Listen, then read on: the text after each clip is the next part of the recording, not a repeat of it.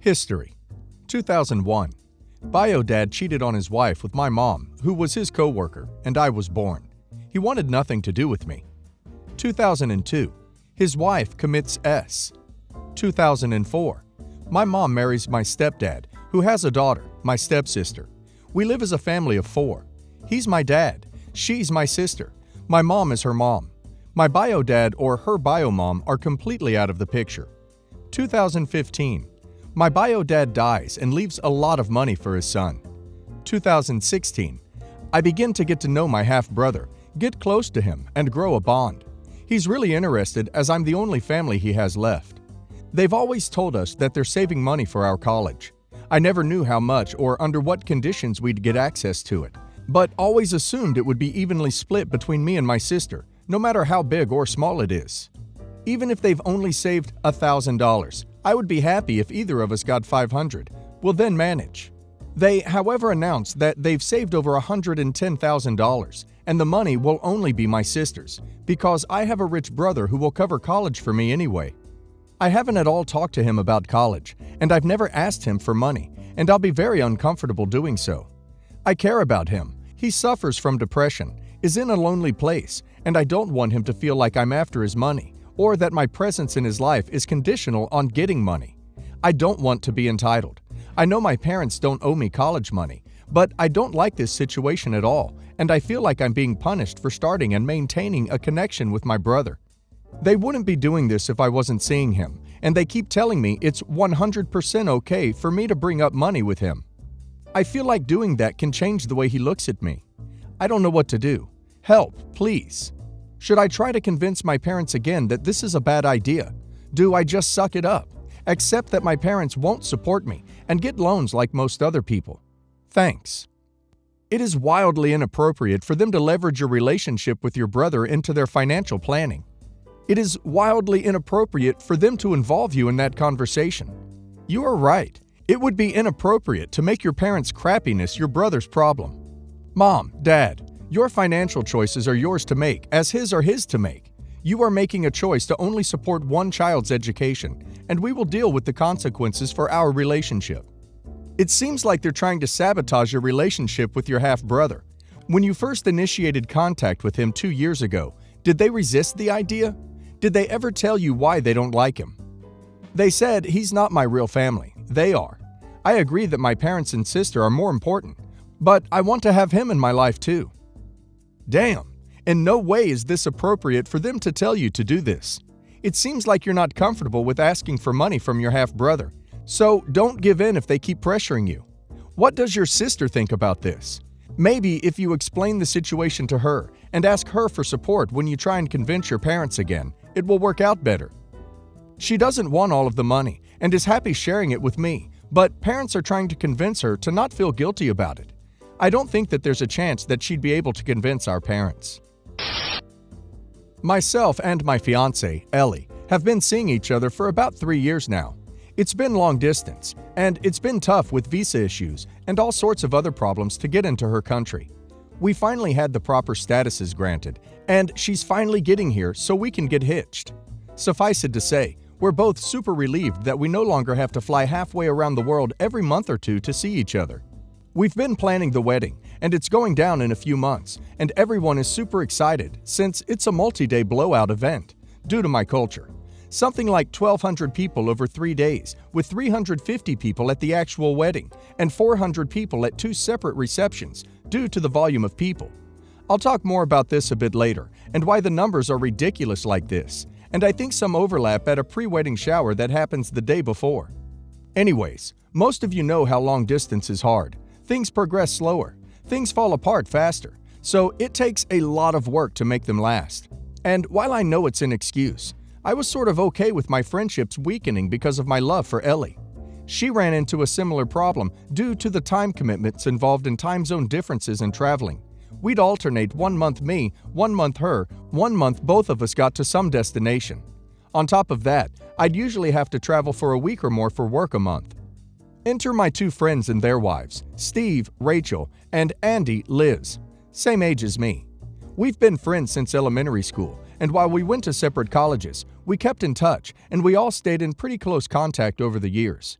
We're not super ultra close friends, but we'd usually hang out once or twice a month and for big events over the past decade, until 3 years ago. Since my girlfriend at the time lived far away and I was traveling a lot for work and to see Ellie, we all didn't hang out as often. In all fairness, a chunk of it falls on me since I flaked out a few times, though they did a number of times too, the few times we were able to plan things. We ended up only seeing each other once or twice a quarter. I knew Rachel and Liz for quite some time, as well including the full duration of both their relationships with my friends, and we were friends as well. Steve actually lived with me for about 6 months after he lost his job, due to burnout, and I let him stay with me until he got back on his feet. He actually met Rachel during this time, and I covered for the fact that he was unemployed and homeless. He's since told her, and it's a funny story in our group. My friends during this time met Ellie maybe once or twice. Since our trips weren't long, we'd spend time in each other's company or go do tourist things, meet family and friends if there was applicable time. Steve and Rachel got married 2 years ago. They threw a smaller wedding, about 150 people. We spoke and they talked about the engagement and everything, but I wasn't really posted on the wedding details. I found out about the wedding when I had made plans with a friend, Paul, and he was like, "Oh, dude, we can't that day. It's Steve's wedding. Don't you remember?" I was a bit dumbfounded and responded with, "Oh, I actually didn't know. I wasn't invited." Cue the next day when Steve calls me to apologize and say that he got an earful from Paul about me not being invited and not even being invited to the bachelor party, and that he'd like to extend an invitation and me to attend the bachelor party, but unfortunately that they were at capacity for the wedding and that, you understand how these things go, we have to cut people all the time. Sorry, bro. I tell him thanks for the thought, but that I politely decline and wish him the best and that I'll catch up with him and Rachel after the wedding. I was pretty hurt though. A few weeks later, Ellie was in town, so Steve, Rachel, Ellie and I all went to a really fancy dinner and I covered it as a simple wedding gift to them. More on this later.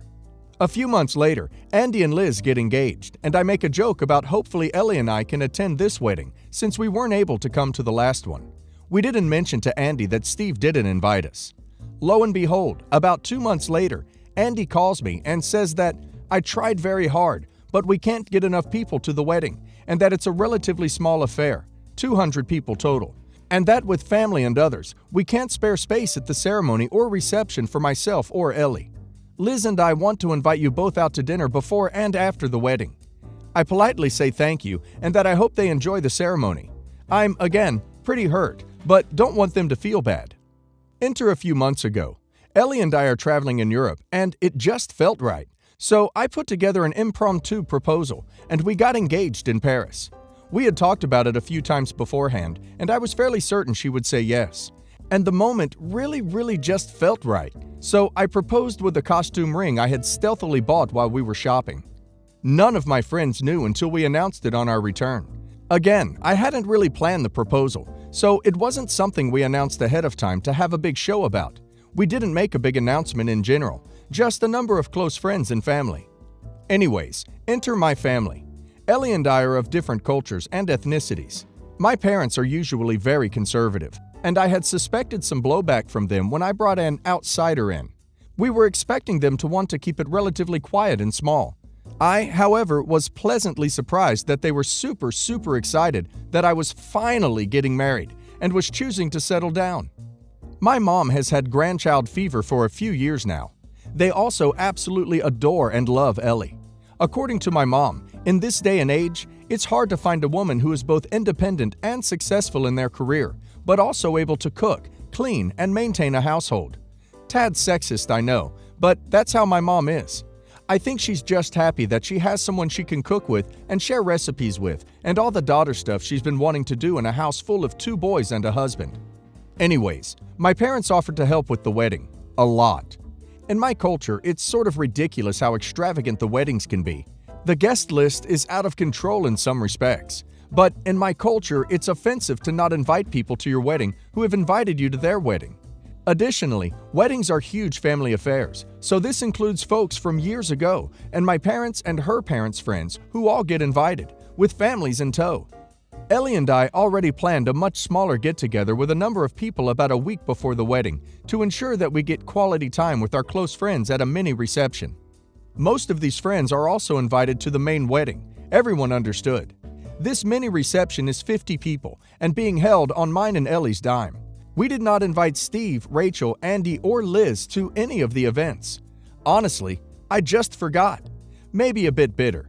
But in all honesty, when listing out all the names and families and seating arrangements, our eyes just kind of gloss over.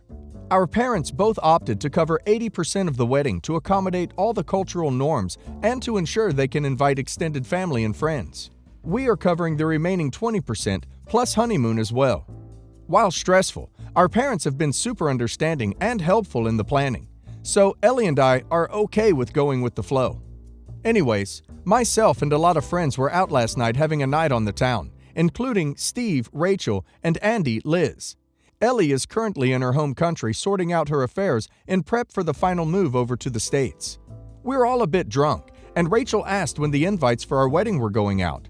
Without thinking, I blurted out, "Oh, we sent those out months ago." Another friend chimed in saying, "Man, I can't even begin to comprehend how insane it is to handle that many people at your wedding. You must be going insane. What's the guest list at? Like 1,500? Again, not paying attention, I was like, "No, closer to 1,200. At which point I saw Rachel's eyes bug out and my sanity kicked in, and we all changed the subject. This morning, Steve lights up my phone with a, "Dude, did you seriously not invite us to your wedding? Rachel is super upset that you didn't invite us, and after you didn't even get us a wedding gift." Andy called a few hours later with a, "I thought we were closer than that. You have a huge wedding and you couldn't invite us? That hurts." We talked for a few minutes and I mentioned I was out running errands and that I would talk to him later. Same with Steve. Honestly, I don't feel like I'm in the wrong for not inviting them. It sucks, but it is also somewhat offensive that they feel entitled to attend my wedding or claim that I didn't give them a wedding gift when I was not invited and still took them out to expensive and fancy dinners, 100 plus a head, to celebrate. I would like to not damage the relationships as much as possible, but at the same time, I'm trying to find out how to approach them properly with why I didn't invite them. Look, you're paying for 20% of the wedding, and for that, I'd just say, look, 1,200 person guest list, and I get to invite 20%. That's only 240 people. Then, directly quote what they said to you about having to make cuts. And duck Rachel's greedy butt. Literally millions of people get married every year. Like all of those weddings, you were not invited to hers. In what world would you owe her a gift? And duck Steve too. 220 people are more important to him than you. 220. Where were these 220 people when he was ducking homeless? Your friends are owed neither an invitation to your wedding nor a physical wedding gift, especially when you weren't invited to their wedding. Andy, Steve, my parents are paying for 80% of the wedding and thus have control over 80% of the guest list. That leaves Ellie and I 200 invites for ourselves. As you know with wedding planning, as you told me in regard to your own wedding, sometimes cuts have to be made. I do not understand why it was okay for you to exclude me and Ellie from your wedding, but it is not okay for us to do the same. Frankly, it really hurt my feelings when you did this. Bonus for Steve and Rachel. I took you out to a nice dinner in lieu of a physical gift, and I really did not even have to do that. No one is owed a wedding present, especially by someone who was not invited to the wedding itself. It's rude of you to think so and to hold it against me. Edit. I spoke to Andy a few minutes ago. He called to apologize and mentioned that he spoke to Liz and she was not at all surprised. He said her exact response was, "We didn't invite them to our wedding. I'm not at all surprised, especially when he probably doesn't have large control over the guest list due to their culture." He said that while he's hurt, he understands and that maybe we can get together before or after and work something out. Edit 2. Spoke to Steve and Rachel. This conversation did not go as well. Rachel was very accusative and called me rude and inconsiderate to not invite them. Steve then piled on and noted it was different in the case where they didn't invite me, since they had a much smaller wedding. He was also surprised that I would hold a grudge. I let them speak for a few more minutes before I stopped them and explained to them very clearly that I am not in charge of the full guest list, and that this guest list is roughly half of the guest list we wanted. On top of that, based on cultural norms and other issues, we had to give priority to a lot of other family and friends, and that despite whatever they think is different about their situation, I have the same problem they do, just on a larger scale. I then pointed out that while I don't hold a grudge, Yes, I was offended that I wasn't invited. And yes, it hurt a lot when other friends and distant relatives were invited, when I was the only one who stepped up to keep Steve off the streets for months. I also pointed out that I found it tacky that they thought it appropriate to mention that I didn't give them a wedding gift, and completely disregarding the dinner. I told them that while they were not explicitly invited, I was also not looking for them to provide me a gift, in line with common etiquette. Rachel was quiet for a few seconds, and then she said, "Well, are we going to be invited to the wedding or are we done?" I very calmly stated that the core wedding ceremony and the main Western-style ceremony were at capacity and that we won't be adjusting the guest list. In terms of pre-wedding shower and the more ethnic reception, we have some flexibility. But based on our discussion and the general rudeness and sense of condescension from both you and Steve, that no, I will not be extending an invitation.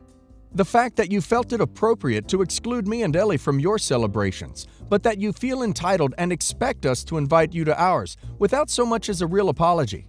Wow. Steve just said, "Really?" then hung up. Based on the updates, I'm going to see what Andy has to say. I may end up inviting him and Liz since they both seem very conciliatory and understand my reasoning. I'd be okay with stretching it a bit to accommodate them.